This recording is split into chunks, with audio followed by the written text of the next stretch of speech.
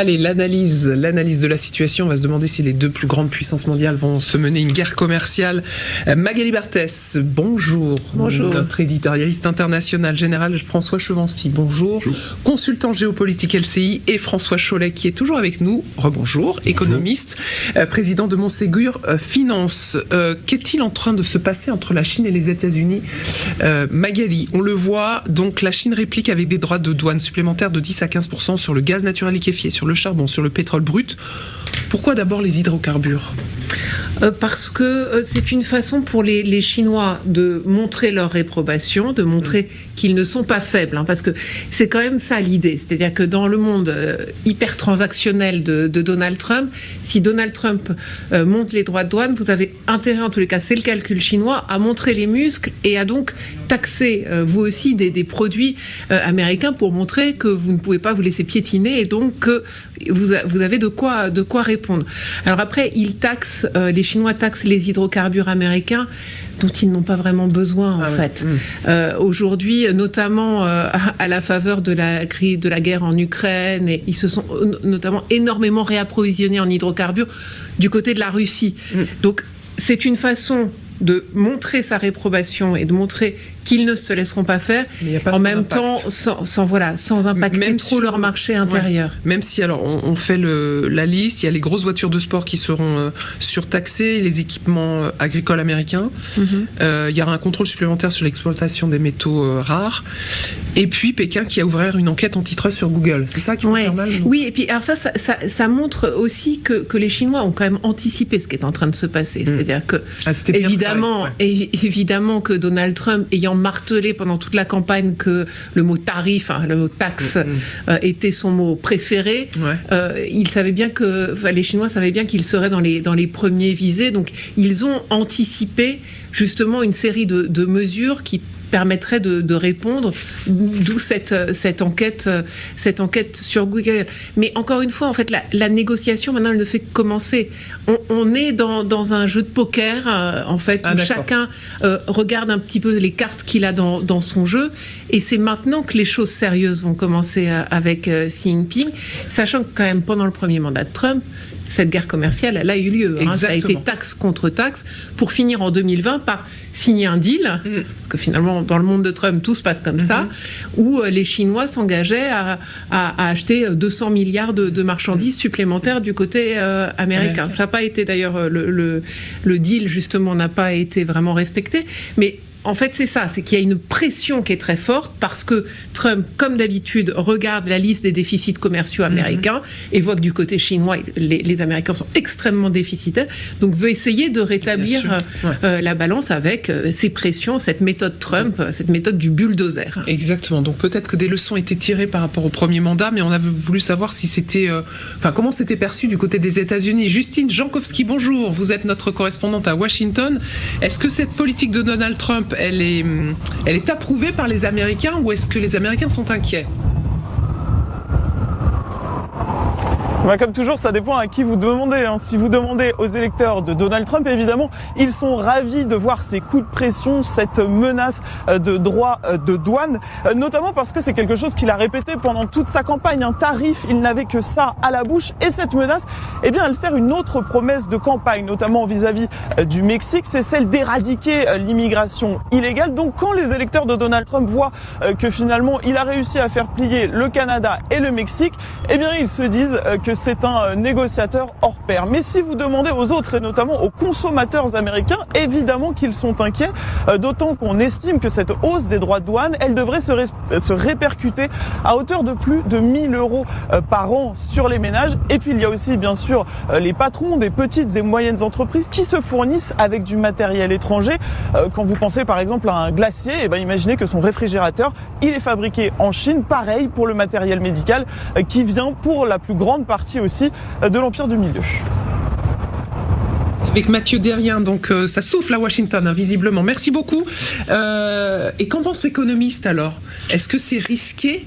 En tout cas, c'est passionnant. Ce qui se passe actuellement, c'est absolument passionnant. On assiste à quelque chose qui était prévu. Vous le disiez très justement, c'est-à-dire que les droits de douane, on entend parler que de ça depuis le début de la campagne. Et la question qui se pose à tous les économistes aujourd'hui, c'est est-ce que Trump élu, c'est la campagne version édulcorée, ou est-ce que c'est la version hard de Trump tel qu'il s'est montré durant cette campagne? Et pour l'instant, ce qui est passionnant, c'est de voir qu'il utilise cette arme qui avait déjà été lancée. Franchement, tout le monde savait à peu près à quelle sauce il allait être taxé, pour complètement déplacer les négociations. Et on sort totalement d'une négociation économique pour aller vraiment sur les intérêts au sens très large du terme des États-Unis face au reste du monde. Et c'est très flagrant vis-à-vis du Canada, un partenariat commercial absolument établi, des relations extrêmement proches et une porosité quasi parfaite. Et vous voyez cette arme brandie, et vous avez derrière tout un ensemble de mesures qui n'ont strictement rien d'économique, en réalité. On vient protéger la frontière, mais ça n'a rien de commercial, ça n'a rien d'économique. On est dans le politique. Et une suspension, un mois, peut-être 60 jours, bref, on a à chaque fois une arme qui est déployée. Et donc on a une rhétorique qui s'est mise en place, qui s'applique aujourd'hui, c'est le tour de la Chine. Je pense qu'on va l'avoir pour quelque temps, mais qui va s'appliquer, je pense, encore très prochainement sur l'Europe. Évidemment qu'en Europe, on va avoir préparé une liste d'arguments de réponse, en tout cas on peut le souhaiter. Mais je pense sincèrement qu'au final, ce n'est pas sur le terrain économique. Et pourquoi je me permets de dire cela, c'est que Trump, évidemment, en a fait son axe de campagne, mais les Américains savent bien l'intérêt qu'ils ont à avoir une économie relativement ouverte, et je ne pense pas que les républicains du Congrès soient tout à fait unanimes pour saluer ce genre de pratique. Et donc, je crois qu'ils acceptent, qu'ils tolèrent ce discours dès lors que la conséquence n'est pas forcément économique, qu'elle devient plus géostratégique et plus large que l'aspect économique. Si vraiment on était sur l'aspect purement économique, il y aurait beaucoup d'inquiétudes à avoir, parce que vous le signaliez, c'est beaucoup de pertes de pouvoir d'achat pour les Américains, et ils ne sont pas prêts à cela. Et ils ne sont pas prêts à cela, parce qu'on avait bien vu effectivement l'inflation qui avait augmenté lors du premier mandat de Donald Trump. Donc l'intérêt, il est plus géostratégique là ? Oui, nous sommes dans le rapport de force. On redécouvre ce que c'est qu'un rapport de force. Et que mais entre alliés, hein ? Oui, mais à la limite, d'autres l'ont fait avant, donc il n'y a pas de raison que Trump ne le fasse pas. Il l'avait annoncé, il le fait, à chaque jour presque, sa déclaration, à chaque fois, comme on le connaît, on le croit, il obtient résultat. C'est quand même flagrant. Donc je dirais que vous avez évoqué le mot politique. Oui, c'est peut-être le retour du politique, en fait. Au lieu de se retrouver embarqué dans plein de règles, d'accords divers, on ne sait plus très bien où on en est, le politique, elle a été élu pour une politique. Il l'a annoncé, il a été élu pour ça, il la met en œuvre, même si par moment ça n'a peut-être pas bien marché. Mais peu importe, le fait même qu'on le croit fait que cela marche. Il n'a pas besoin de se casser la tête. Et finalement, il a le résultat, tôt ou tard. Donc voilà, je crois que c'est ça qu'il faut remarquer. Et je pense que si on avait cette même approche, peut-être au niveau européen, et depuis bien longtemps, vous parliez de l'Europe, effectivement, l'Europe à 27 pour imposer notre volonté aux États-Unis, ça ne va pas être gagné. Et que peut-être encore Trump va gagner des avantages sur nous, parce que finalement, il y a aussi un gros déficit, me semble-t-il, au détriment des États-Unis à cause de ce que l'on vend à partir de l'Union européenne. Et ça ne plaît pas à Donald Trump, parce que, évidemment, là aussi, il a proféré des menaces contre l'Union européenne. Écoutez. Nous avons d'énormes déficits avec l'Union européenne. Ils ne prennent pas nos produits agricoles. Ils ne prennent pas nos voitures. Ils ne prennent presque rien, mais nous prenons leurs voitures. Nous avons des millions de voitures qui arrivent, des BMW, des Mercedes et des Volkswagen, et tellement de voitures différentes. Et nous ne faisons rien à ce sujet. Et nous ne leur facturons pas de droits de douane. J'ai demandé à 2 dirigeants européens, je ne dirai pas leur nom, combien de Chevrolet ou de Ford voyaient-ils à Munich. La réponse est aucune. Car ils ne prennent aucune de nos voitures, ils ne prennent rien. L'Europe nous maltraite depuis des années. Ils ne peuvent pas continuer de le faire. Voilà pour les menaces. Alors, quel impact sur notre économie? Est-ce que nous, Français, on va en voir concrètement les effets? Laura Pouget, donc, a travaillé le sujet pour nous. Laura, est-ce que ça peut être grave, donc, pour nous, Européens? C'est grave pour les États-Unis, c'est une mauvaise nouvelle pour nous, me confiait tout à l'heure au téléphone l'économiste Jacques Delplat. Ce qu'il veut dire, c'est que si les États-Unis augmentent tous leurs tarifs douaniers, toutes leurs importations seront affectées, alors que la France, elle ne sera affectée qu'en proportion de ses échanges avec les États-Unis. Or, les Américains ne sont que le 4e client des Français et ne représentent que 7-8% de leurs exportations de biens dans le monde. D'où l'idée d'un effet réel, mais limité. Même analyse de la part d'un autre économiste, Antoine Bouette, directeur du Centre d'études prospectives et d'information internationale dans Libération. Si Trump met en place 10% d'augmentation, les conséquences seront négatives, mais relativement faibles sur l'économie française. Selon ses prévisions, avec cette hausse de 10%, le PIB national pourrait s'abaisser de 0,5% maximum, soit 14 milliards d'euros. À titre de comparaison, en Allemagne, pays bien plus dépendant des États-Unis, la même hausse pourrait provoquer une perte de PIB de 127 milliards d'euros. Antoine Boite nuance cependant en évoquant des secteurs qui pourraient être beaucoup plus affectés et subir une baisse de plusieurs points de pourcentage. Lesquels, Charles? Il suffit de regarder les principaux produits exportés par la France vers les États-Unis pour les identifier. Les voici dans l'ordre: l'aéronautique, la pharmacie, les boissons, les machines, les parfums et cosmétiques. Parmi ces secteurs, l'un d'entre eux tremble tout particulièrement et le fait entendre ces dernières semaines, celui du vin. Et pour cause, les États-Unis représentent 22% des exportations de vin français, ce qui en fait le premier client de la filière. Les spiritueux pourraient aussi souffrir, notamment le cognac. Pour ce produit, les États-Unis représentent 38% des exportations et sont là aussi le premier client, loin devant la Chine, qui menace aussi le cognac de nouveaux droits de douane. Résultat, avant même de se concrétiser, ce contexte a déjà fait une victime. Regardez, le nouveau siège du Bureau national interprofessionnel du cognac, 6600 mètres carrés sur les bords de la Charente, au design haut de gamme, confié à l'architecte Jean-Michel Villemotte. Les travaux ont été interrompus pour tenir compte de l'inflation sur les matériaux, oui, mais aussi des incertitudes sur la filière. François Chollet, on voit donc effectivement il y a des incertitudes et donc des inquiétudes, mais est-ce qu'effectivement il pourrait y avoir un impact concret? On pourrait le voir, nous Français, si jamais Donald Trump menait ces menaces à exécution. Alors la réponse est oui, mais si on suit la même logique que dans la première partie de cette question, c'est que ces impacts ne seront pas forcément uniquement économiques, ils risquent même d'être bien plus larges que ça. Le constat, c'est une réalité, l'Europe est un gagnant des exportations aux États-Unis, tout simplement. Donc on est en position de force. Nous sommes en position de faiblesse parce que nous dépendons de ces exportations pour notre propre richesse. Je parlais on exporte plus aux États-Unis que ce qu'on importe. C'est pas le cas de la France, mais c'est le cas de l'Europe. Et donc, effectivement, si vous regardez, alors il s'était beaucoup le secteur de l'automobile, qui est intéressant. Tous les constructeurs ont rapproché le lieu de fabrication des consommateurs américains. C'est le cas de BMW, c'est le cas de Daimler, c'est le cas de Volkswagen, mais ils se sont rapprochés en allant au Mexique. Et donc, eux se retrouvent dans une situation difficile, c'est que vous avez une zone de production qui n'est plus reconnue comme étant nord-américaine par les États-Unis. Et puis, vous avez aussi un autre problème qui est très concret, c'est que la pièce assemblée au Mexique pour la construction de cette automobile, elle va peut-être faire 10 ou 15 allers-retours entre les différents pays avant d'être assemblée et que le véhicule soit prêt à être distribué. Donc, vous avez un vrai problème industriel aussi, au-delà de l'aspect commercial, parce que où se fait la valeur ajoutée dans cette chaîne qui est absolument complexe de fabrication automobile, eh bien vous avez une difficulté. Mais vous avez d'autres acteurs, je prends un exemple, Michelin, on en a parlé tout à l'heure, Michelin vend aux États-Unis des pneus fabriqués aux États-Unis.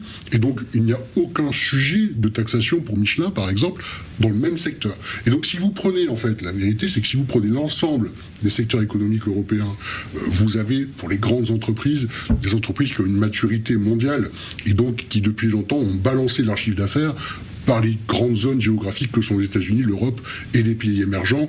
Globalement, on doit être pas loin du tiers sur les États-Unis, voire même 40% pour les entreprises françaises.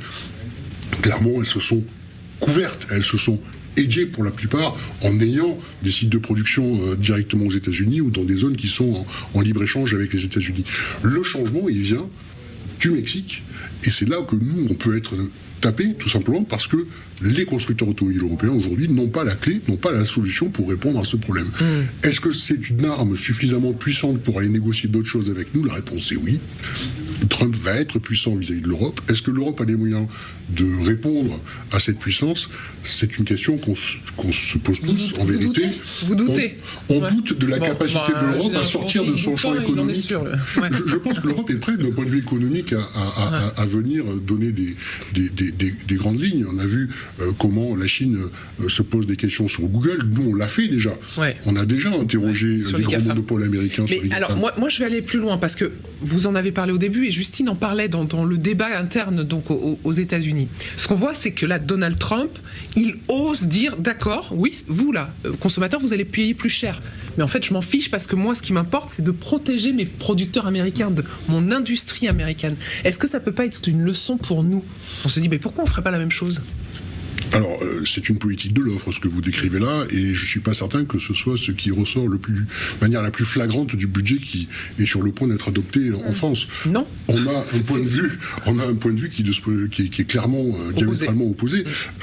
Évidemment, si on arrive à privilégier une France first, une Europe first, mais on en est très très loin, et c'est loin d'être la politique économique de la zone euro. La preuve année, c'est que la préférence européenne ou la préférence nationale n'existe pas dans les appels d'offres. Première remarque tout à fait simple pour s'apercevoir que finalement, lorsqu'on fait des appels d'offres en matière d'armement, en matière d'infrastructure, etc., on fait appel au monde entier sans se préoccuper de la provenance de la personne qui répond. On regarde le prix d'abord. Ouais. On regarde le prix. Évidemment, aux États-Unis, ils ont une politique bien plus protectionniste. Mais est-ce qu'il n'y a pas des leçons n'est pas que sur les droits de douane. Mais est-ce qu'il n'y a pas des leçons à tirer ? Parce qu'il y a beaucoup aussi de nos responsables politiques qui disent regardez ce que fait Donald Trump, regardez son bilan de son premier mandat. Alors et pourquoi nous, on ne mettrait pas plus de barrières protectionnistes ? Une vraie question, c'est que ce qui se passe depuis maintenant quelques mois, je dirais même une année, parce que ça a commencé peut-être avec Milei en Argentine, ce changement de paradigme politique est quelque chose qui est en train de devenir un raz-de-marée, et il ne faut pas se tromper, une bonne partie de l'Europe vote déjà pour ce genre de politique.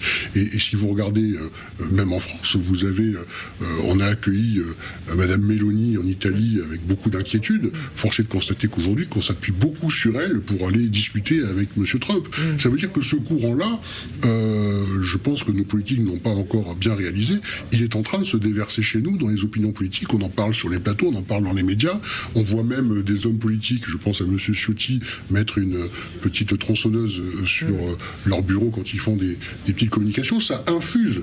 Et donc, on a le sentiment d'une classe politique, en tout cas en France aujourd'hui, qui essaie de se dépatouiller d'un budget difficile à obtenir, mais qui n'a pas encore pris l'ampleur de la mesure de la grande vague. Mais l'avis de l'économiste, là, est-ce que ça peut être effectivement une opportunité pour nous, la France, en se disant on a un modèle ? Regardons-le, essayons quelque chose. L'avis de l'économiste, il est qu'il y a une relation directe entre le poids de l'État et de la dépense publique et la capacité des pays à créer de la croissance. Celle-ci, elle est absolument linéaire. Plus vous avez d'État, plus vous avez de dépenses publiques, moins vous avez de capacité à avoir de la croissance. Ça veut dire donc que si on veut redonner du potentiel de croissance à notre pays, il faut limiter la dépense publique. On voit bien qu'on est loin d'être dans cet état d'esprit-là, alors qu'on est en train de finaliser un budget qui est donné pour 5,4% de déficit, quasiment 2 fois celui qu'on s'était engagé à maintenir lors de notre traité de Maastricht. Budget qui ne sera jamais respecté, puisque la croissance qui est prévue dans le cadre de cet établissement budgétaire, il faut bien voir que les dépenses, elles sont certaines, mais les recettes, elles sont fonction de la capacité à aller collecter l'impôt, et donc des résultats des entreprises, de la consommation des ménages, etc. Donc c'est une recette qui est plus ou moins hypothétique. Mais l'hypothèse de croissance, pour la France en tout cas, qui sert d'établissement à ce budget, elle est particulièrement optimiste, surtout qu'on vient de terminer un trimestre de décroissance, moins 0,1% de croissance pour la France au 4e trimestre. Ça veut dire qu'on embarque au premier trimestre 2025 aucun acquis de croissance. Donc on doit créer cette croissance en 2025 si on veut s'en sortir. Clairement, on est plutôt parti pour une exécution budgétaire avec un déficit de 6%. Donc ça veut dire que dans ce contexte éventuellement de guerre commerciale menée par Donald Trump, on est très très mal. C'est ce que vous êtes en train de nous dire ? On n'a pas la force pour pouvoir répliquer correctement d'un point de vue économique, ça c'est certain. Mais est-ce que ce débat va rester économique ? Je reviens toujours à notre première constatation au bout de quelques semaines maintenant. Je ne suis pas certain qu'il soit économique. Je pense qu'on va voir arriver tout un tas de mesures politiques pour défendre les intérêts des Américains en Europe. Ça ne sera pas économique. Non, mais on voit bien que Trump, en fait, se sert des droits de douane pour obtenir autre chose. C'est ça. Donc, pour le Mexique, il s'en sert pour obtenir davantage de protection à la frontière, pour obtenir des Mexicains qu'ils envoient 10 000 hommes pour protéger... À voir ce qu'il veut pour essayer des Européens. De rendre ça, c'est à voir. Oui, alors voilà, c'est maintenant ce qu'il faut voir, c'est cette façon dont il fait monter les enchères avec l'Europe, c'est pour obtenir quoi politiquement demain? Eh ben,